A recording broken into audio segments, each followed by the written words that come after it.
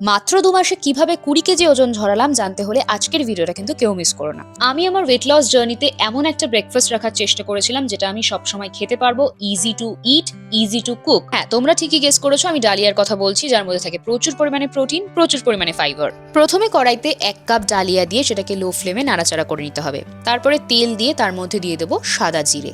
এটা কিছুক্ষণ গরম হতেই তার মধ্যে আমি জল ঢেলে দেবো। তারপরে ভেজে রাখা ডালিয়াটাকে ভালোভাবে জলে ধুয়ে নিতে হবে, সেটাকে এবার আমি কড়াইতে অ্যাড করছি।